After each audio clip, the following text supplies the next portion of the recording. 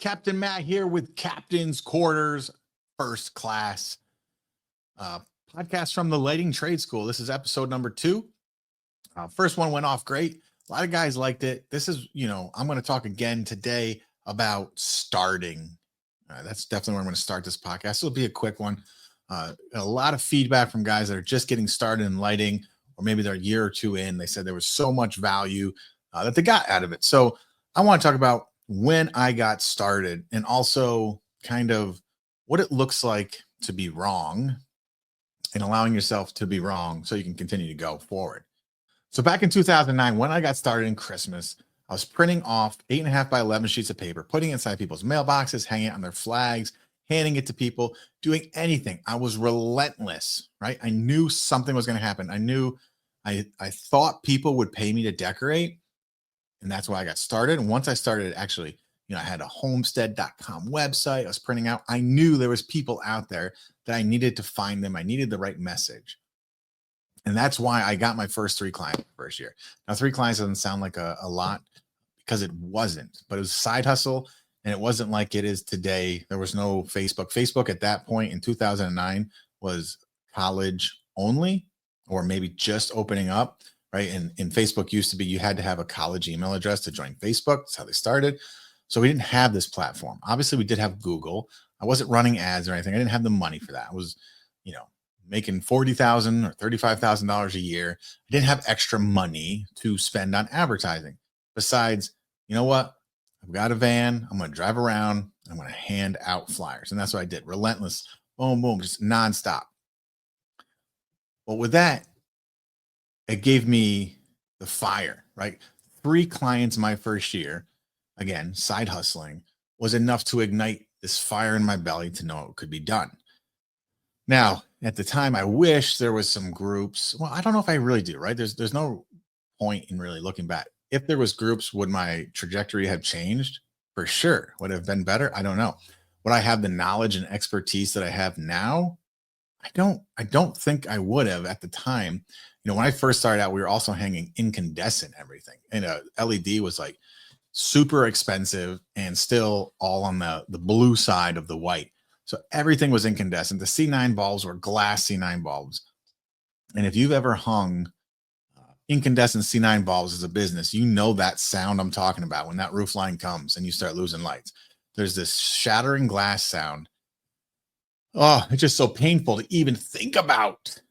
It's a sound I will never forget. Sometimes I hear it in my nightmares because back then when you're lost a roof line, sometimes you're hanging lights up on the roof and, 5, 6, 10 will fall down and kind of goes just when you're doing takedowns, right? As long as you start the strand of lights on the roof, it all comes down.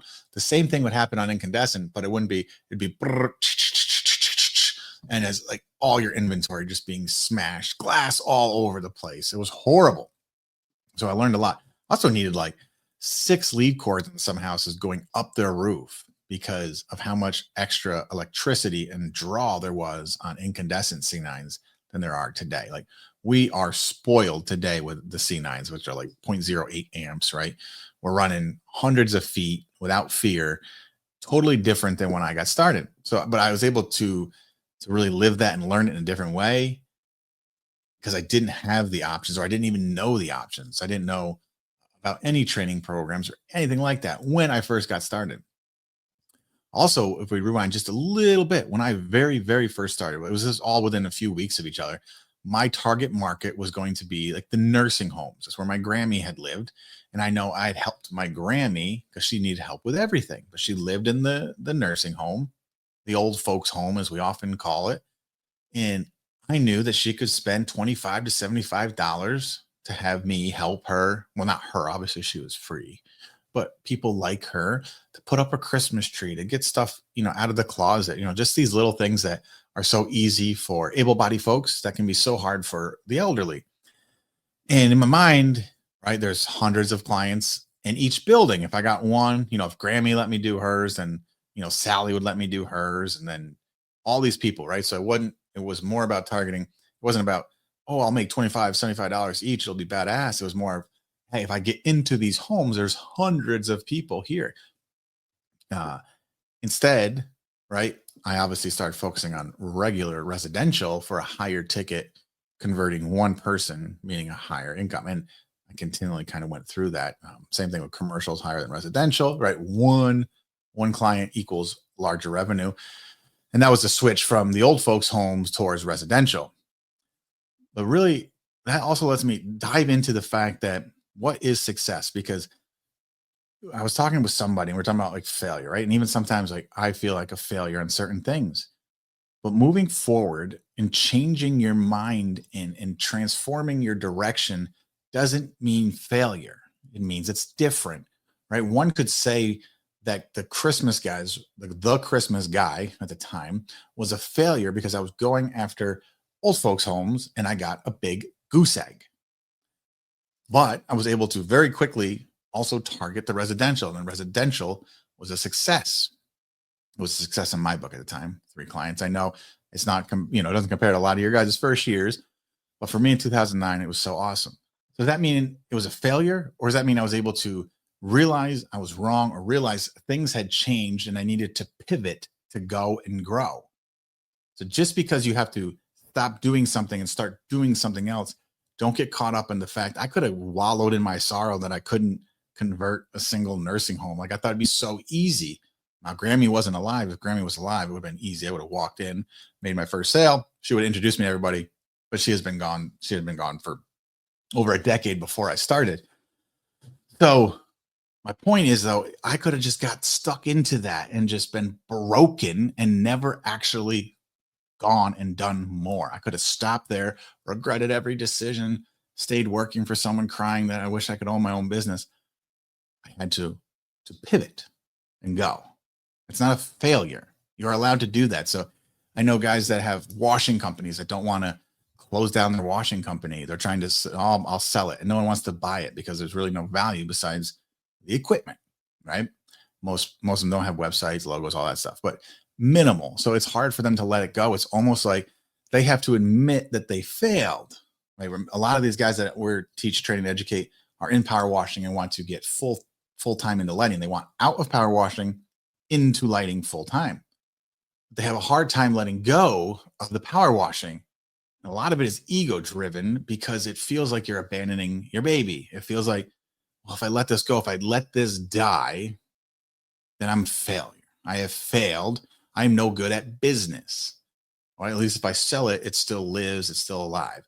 I get it. I totally understand where you're coming from, and I feel it because I seen it with the Christmas guys when I was getting, selling my clients off and not owning the business like I do now, right? I had to let go of the pride because it hurt to think like I wasn't gonna be the only mother in that situation, right? It hurt because I wasn't doing it.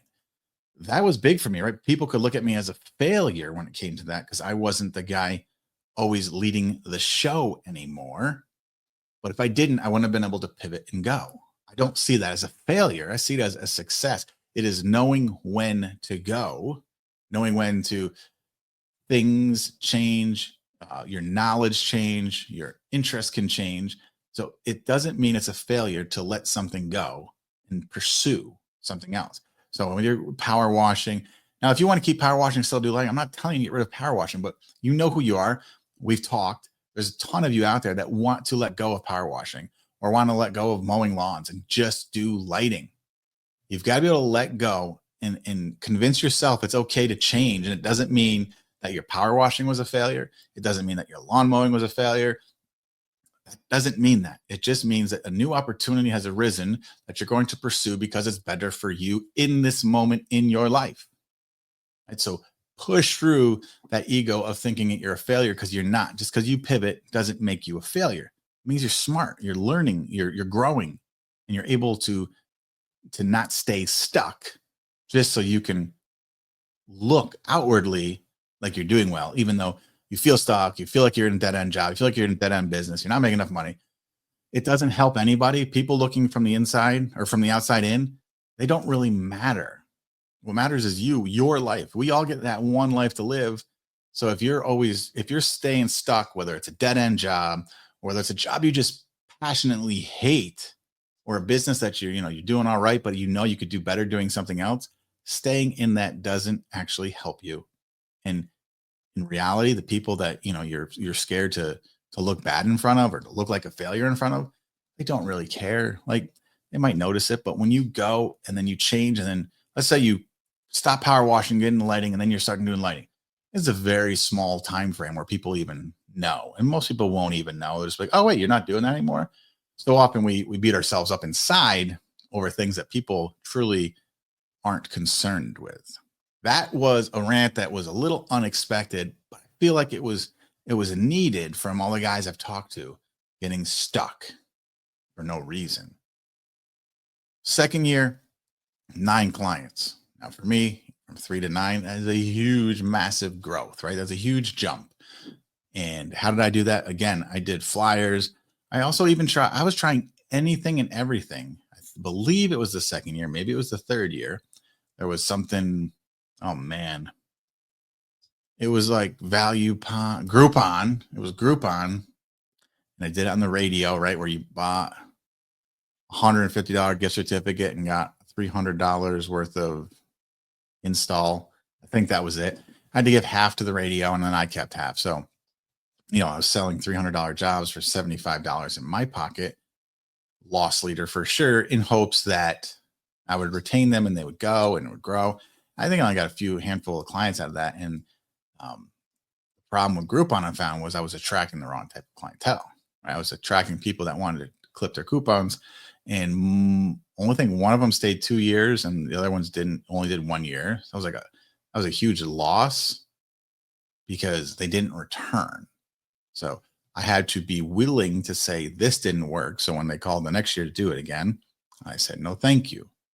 Right. We can all get wrapped up. I was just at a trade show and people are, there wasn't a ton of people there for our target market. There was a lot of people there that were like local homeowners and such. And this trade show was targeting really installers, Christmas light installers, and all of this. And they didn't show up.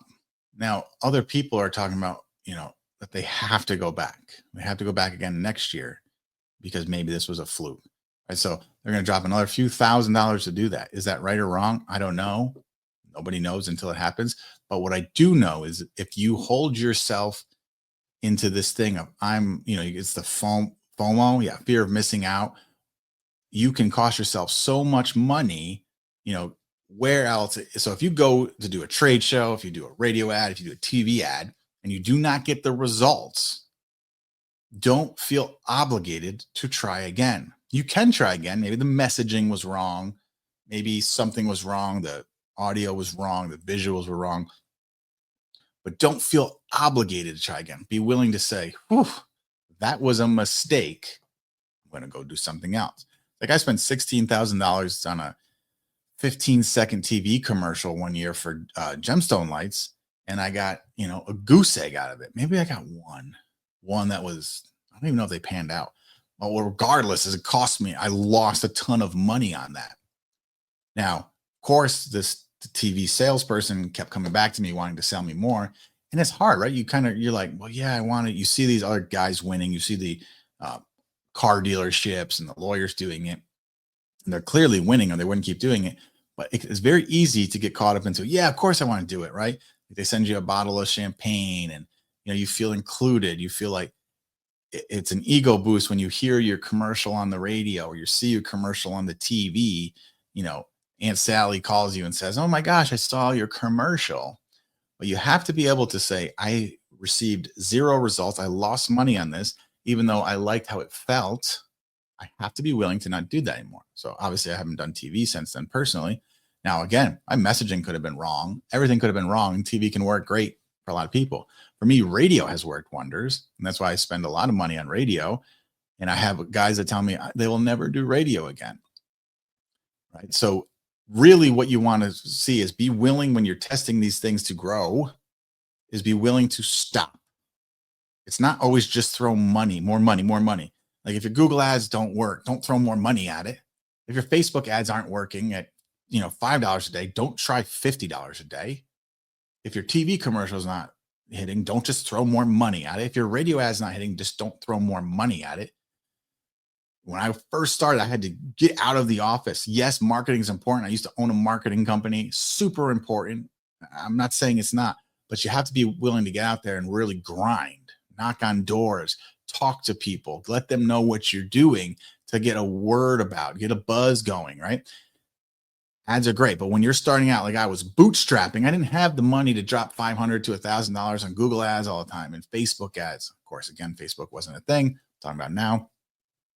So be willing to just hit the ground. I've talked to so many guys who don't go out there and just try it. Right? Like, especially with landscape lighting, when we can do demos. I was talking to someone who was like, I don't know 20 people. I said, that's bullshit. Of course, you know 20 people that will allow you to do a free nighttime demo. We get these things in our heads where we judge every single person we know. Like, well, I know Tim's not going to want to do a demo, because he's, works at the rail yard and I don't think he likes lighting. It's silly. Get out there and start. There's nothing worse than when your cousin is talking to you or you visit your cousin and they have landscape lighting that they just got installed. And you're like, well, why didn't you call me? And he says, I didn't know you did it. That has happened to me. And I know plenty of other people, whether it's car sales or anything else. If you're not out there talking, they say the loudest person wins. You're not annoying. You're trying to feed your family. You're trying to grow. You're trying to succeed. People need to know what you do. If people don't know what you do, they're never going to use you and they're never going to refer you. So even if you're starting out, you're doing jobs at cost, just trying to get some momentum going, or you're doing free nighttime demos, whether you think Billy is qualified to purchase landscape lighting through you, one, I found you probably don't even know if that's accurate. But even if Billy can't afford you and will never use you, there's a great possibility that one of his friends, family, somebody he knows in the future, whether it's now or a month from now or a year from now, may need you. He might be at a party where someone's talking about lighting it. Oh my God, I know a guy. He came over and gave me this free demo at night. Like, I didn't actually use him, but holy shit, this is awesome. You should give him a call. So get out there, get on the grind, and be willing to make activities happen, right? Don't just get stuck at your desk. Yes, don't get just stuck in that you need more money for advertising. Advertising is important. You do need money for it, but get out there, talk to people, knock on doors, be willing to, work for what you wouldn't normally work for just to get activity, especially when you're starting. No one knows you. No one cares about you. I don't mean that negatively, like they don't like you as a person, just they don't care about you because they don't even know that you do lighting. They don't know that you are an option until you get out there and start telling the world that you are an option and why they should give you a chance. All right. I'm Captain Matt. This has been Captain's Quarters First Class, episode 2. Hope you all loved it. Hit me up. Find me on Instagram. Talk to you guys later.